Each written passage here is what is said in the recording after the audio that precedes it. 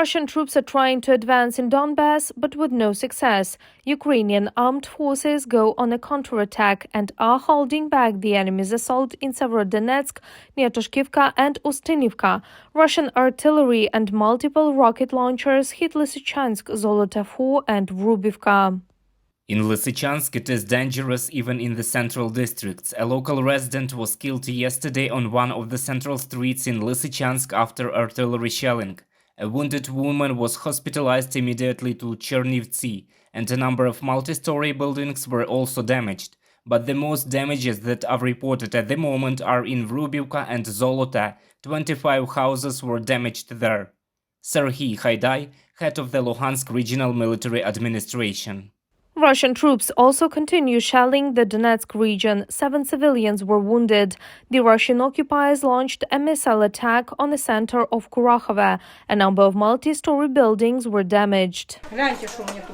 Look what they did to me here. We were out at the moment. My neighbor called me and said, "Come here, it's all wrecked."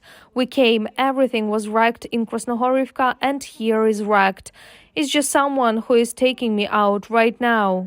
Local authorities say that this shelling is another reminder to residents of the Donetsk region that there are no safe cities or places in the region.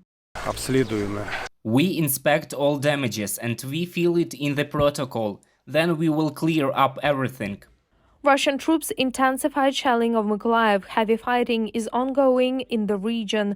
The enemy shelled the Bashtanka community there. 2 people were killed and 1 person was wounded. The buildings of the district military administration and the district council, the city council, the stadium and the sports school were damaged.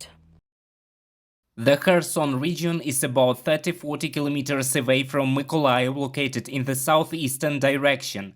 They come up, conduct shelling and go deep into the region again, so our artillery cannot reach them.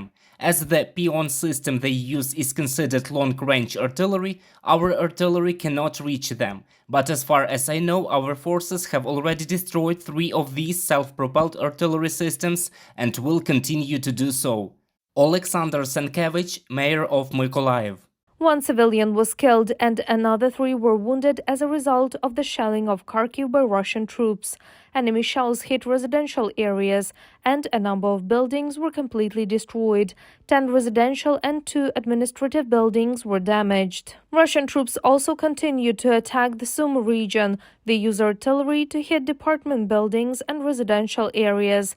According to preliminary information, there were no casualties. Meanwhile, Russian occupiers are withdrawing in a hurry from the oppositions in the Zaporizhzhia region, the American Institute for the Study of War reports. It is considered that the enemy is doing so either to move its units to the rear areas or to strengthen the defenses in the Kherson region. Ukraine's defenders launched 4 attacks on a concentration of enemy forces the day before and, according to preliminary data, destroyed some units of armored vehicles and an ammunition depot of the enemy, the Operational Command South reports.